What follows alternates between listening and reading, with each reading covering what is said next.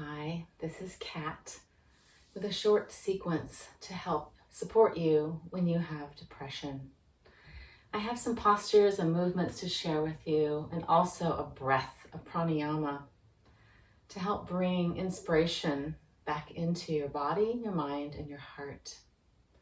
I'm going to show you a typical depression posture. If you can think of Charlie Brown and the way Charlie Brown usually looks, head is forward, head is down, so the shoulders roll forward and the spine rounds. So a small step you might take is just to lengthen up through your spine. You could think of starting to reveal your heart a little more. If you're able to today, take the shoulders back, and you might even be able to bring your head into the upright. One thing you can do in your body that is uplifting, can help bring up your spirits, so to speak, is to take your arms overhead. Now, it might not be the most instinctive action that is coming to you, but this can be very helpful. So often with depression, we get sort of stuck in bed, on the couch, in the chair. If you can get up, stand up, and if you're able to, reach your arms up overhead. That takes care of a lot of that Charlie Brown kind of posture. The breath we're going to do today will start in a seat, and this breath works the best if there's a lift up through your chest. So do the best you can. The philosophy given by BKS Iyengar is take one step. Just take one step. Just do what you can today. If you're comfortable to do so, close your eyes or just send your gaze down to the floor. And now start to notice your breath. Where do you feel your breath?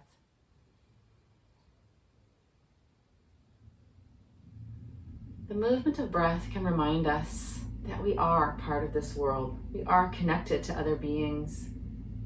We're sharing this breath with the plants. We're sharing this breath with each other. As the oxygen is coming into your body, it's feeding your cells. It's allowing you to be alive. My hope today is to help you recover a sense of awe and wonder for your own body and for your place in this world. Now we'll start to move more purposefully with the breath.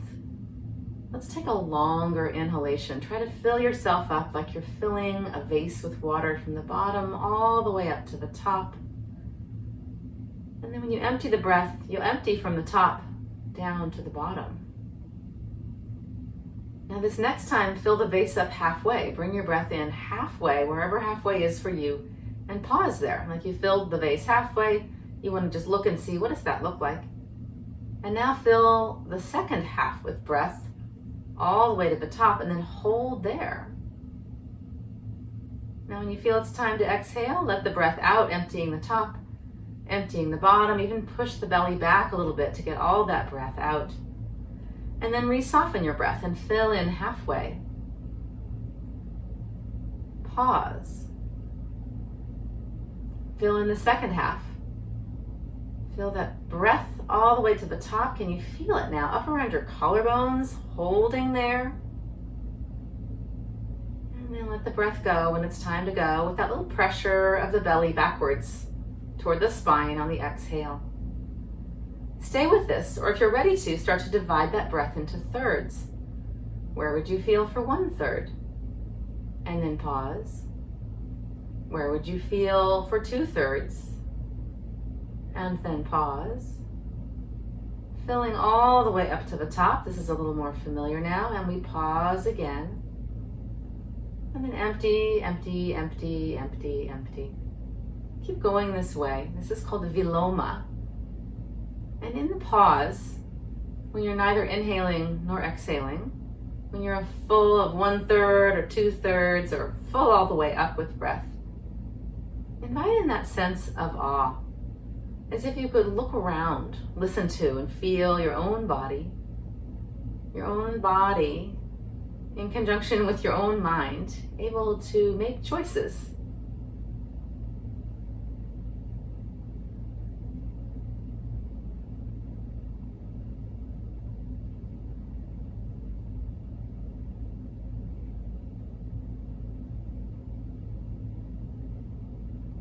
Depression can feel like we're deflated, like the flat tire that's just kind of flapping around, or maybe not even be able to move with the wheel. This breath can help to re-inflate, reinvigorate, re-inspire.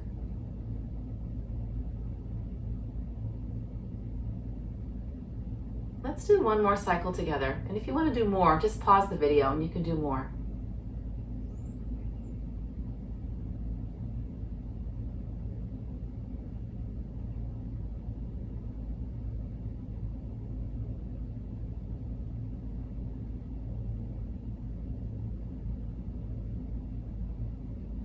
When you let that breath out, just sit for a moment, letting your breath do whatever it wants to do, and notice how you feel.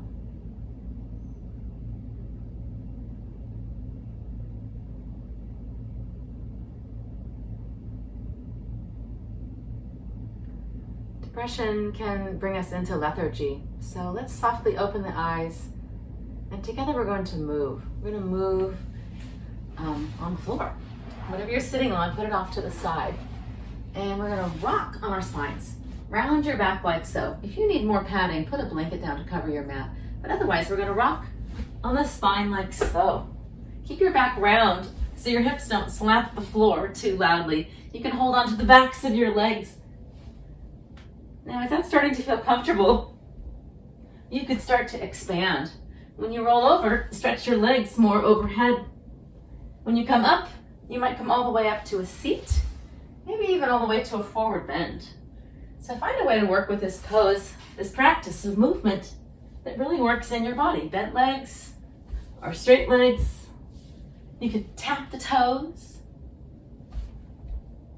You could stretch the legs out, folding over, starting to awaken the back body.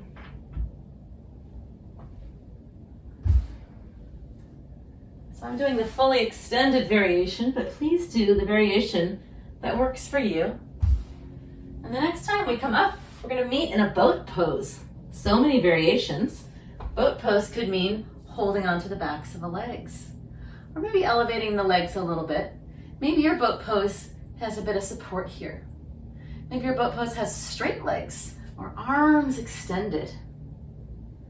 Let's feel for that 3-part breath here, filling up 1/3, 2/3, all the way full. Good. And when you exhale, bring your legs down. We're going to come right over to all fours. Now from here, let's come to downward facing dog. So the hands should step forward of the shoulders. Press your finger pads down. Lift your hips up and back into what's called Adho Mukha Svanasana. Here's an inverted pose. The heart is above the head. This can be wonderful for just bringing more blood into your brain. Now for our depression sequence today, we're going to do more activity, more movement. So we'll start with some little hops. You can hop forward and back just a little bit. Or maybe you want to hop a little bit more. Let's hop the feet wider than the hands and back. Another way to hop is to raise one leg. So swing one leg up and hop.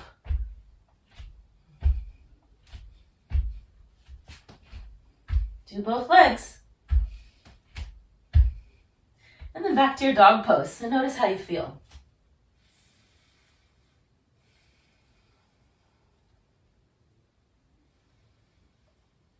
Feel your heart rate has gone up. Now, let's take whatever you were sitting on. I'm going to use a bolster. And sit close enough to the wall so that you can stretch your legs out straight when you're sitting on the prop. You might have long hamstrings and you don't need the support. Either way, we're going to sit tall. If you need more support here, take your hands back behind you. So what we want to do here is push the feet into the wall, the legs down towards the floor. Then if you have enough strength and length, take your arms up overhead. Maybe just one arm today, maybe both arms.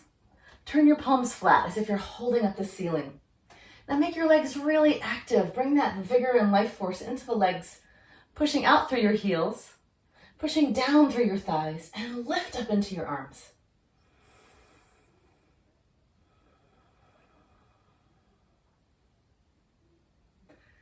Stay here if this feels like plenty for you, or if you're ready for a little more adventure, put one hand back behind your hips. You're measuring the length of your leg, the distance that you'll need to place your hands for this next pose.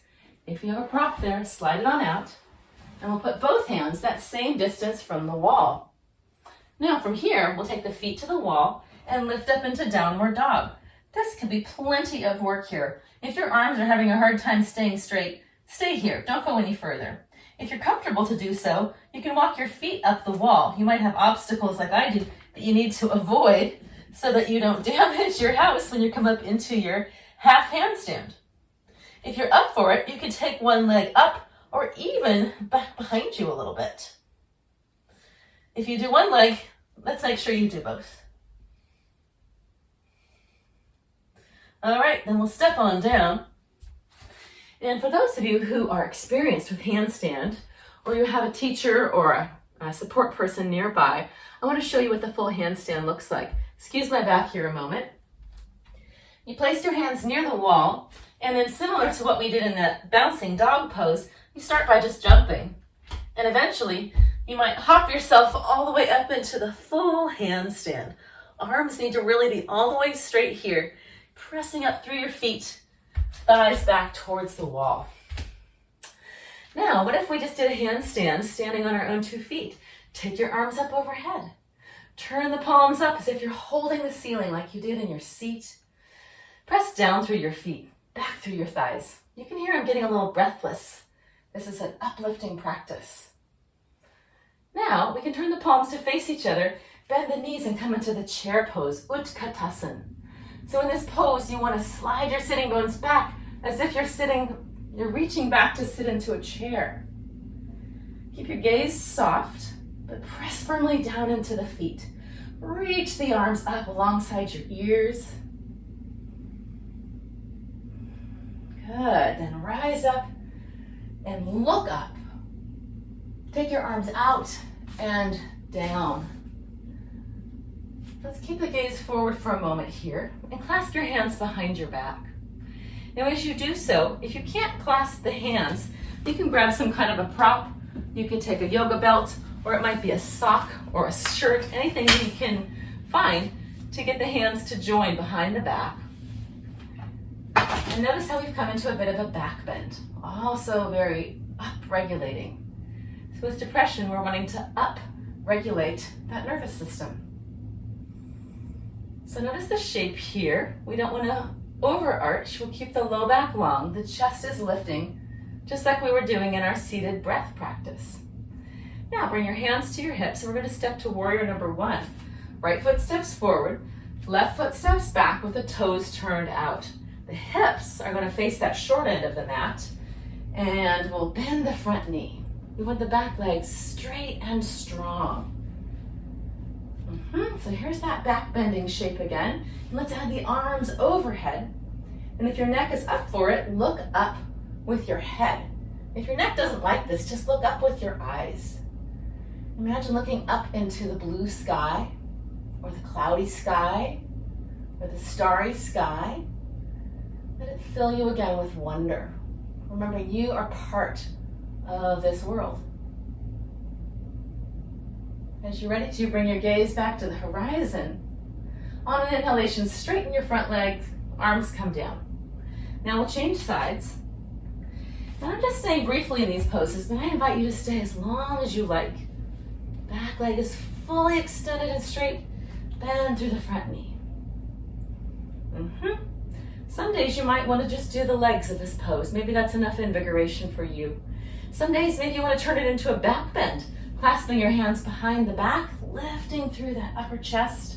Maybe the gaze goes up. Just don't hurt yourself. Don't overdo anything. Maybe classic pose, arms up. In some systems, they have the hands together. What's going to fill you with more awe and wonder? Again, stay as long as you like in your warrior pose. Straighten the front leg when you're ready to come out. And step your feet together. Sun salutation, Surya Namaskara, is another excellent way to combat depression. There are many practices that focus on sun salutations. We'll just do sort of a half salutation here. Let's inhale and take the arms up. And as you exhale, arms wide as you fold forward into Uttanasana. Lift halfway up. Bending your knees, bring your hands to the floor. Here's another place to hop. You could hop back to downward dog, or you could hop into a plank pose. And then let's all lower down towards the floor. Legs come down, belly and chest. Now if your head ended up on the floor like mine did, scooch on back so you have some padding. Take your arms down along your sides. And I'm just turning my head so that you can hear me better. I want you to face the floor. Let's lift the right leg up from the floor and rotate it inward and then lower it back down. Same with the left leg. Lift it, turn it, put it on back down. Join your big toes together and then resist your belly button away from the floor. Try to pull your belly off the floor and at the same time lift your legs up from the floor, any amount that you can. Then lift your head and your arms. This is Shalabhasana, the locust pose. Some systems turn the palms up like so. Some turn the hands out. Find out which one gives you more of a sense of wonder and awe. Awakening, re-inflating. Now you can always do just the arms, or just the legs, or both. And let's come down to rest. Turn your cheek to the floor.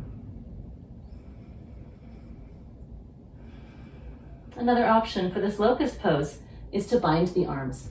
Legs together again, belly resists, lift the legs, and this time when you come up, you could bind your arms either by clasping your hands or holding that prop that you used before. So here we are back bending.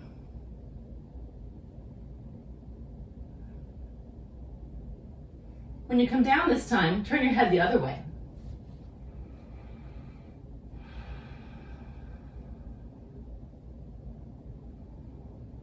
You might feel your heartbeat, you might hear your heartbeat. Perhaps this can encourage your sense of awe and wonder. Your body is doing everything it needs to do. We'll just take one step and find out if we can lift up a little bit out of this depression. Just lifting up enough so that we can get through a day. Now let's come to the Sphinx pose next. In this one we have the forearms on the floor. And in all these back bending poses, we want to resist the belly away from the floor and keep the glutes and hamstrings firm. So here's another opportunity to do the reverse of Charlie Brown. Heart is lifted, shoulders back, and head is in line with the rest of the spine. Another variation that you might try is the seal pose, pressing your hands down. Elbows can come up off of the floor. It's very similar to the cobra pose, Bhujangasana, but the arms are more forward. Now, let's go to the upward dog. Hands come more under your shoulders or more towards your ribs, depending on the length of your trunk. And again, we'll lift the chest. This time we can straighten the arms and lift the knees up off of the floor. So here's a much stronger back bend. Might be better for you to keep your knees down or bend the elbows. But we're going to transition to downward dog. So there's an option here to flip right on over your toes, or you can step the feet one at a time over from up dog to down dog.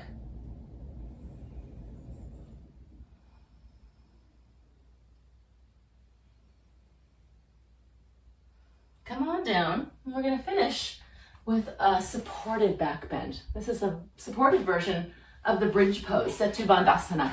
So you'll need a bolster for this or a couple of blankets stacked up. If you have yoga blocks, bring them on over, and you can put one of them or both of them at the end of your mat. And then another blanket is nice because I don't want your head to end up on the floor. So if you have a spare blanket, stretch it out like so. Now all these props are optional. They just give a little bit more support. So watch for a moment here. I'm going to start on top of my bolster. And when I'm here, my shoulder blades and my head are on top. Now I'm going to start moving in the direction of my head. Might have to give a little wiggle. First my head comes off. Then when I come off the rest of the way, my shoulder blades are tucked up underneath me onto the bolster. That's just what I want. If this feels strong in your low back, stay as you are. Take your feet wider and let your knees rest together. You can also try putting the feet up on top of the bolster. If your low back feels fine here, you can stretch your feet out, and maybe the block ended up just in the right place, or maybe you're going to have to use your feet to move it, and the feet will rest on top of the block. Supported bridge pose. Let your eyes close. Maybe you feel your heart rate is elevated. Notice what else you feel in your body. Maybe you feel tingling or pulsing.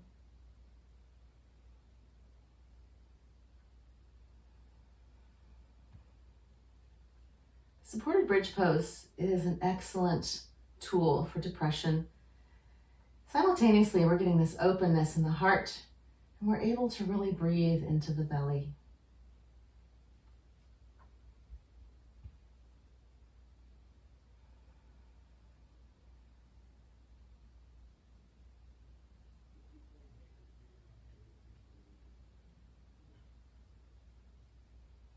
Stay in this supported bridge pose for as long as it serves you. And then for our Shavasana, we can stay on the floor like so. The feet come to the floor. You lift up off of that bolster or stack of blankets and turn the prop sideways, moving it down so it ends up behind your knees. This way you don't have to get up. Now my block is a little bit in the way, so I'm just going to push it off the end of my mat. And then you rest in your Shavasana like so. By any chance, if you should feel overstimulated now, you can take the end of your blanket and use it to cover your eyes and your ears.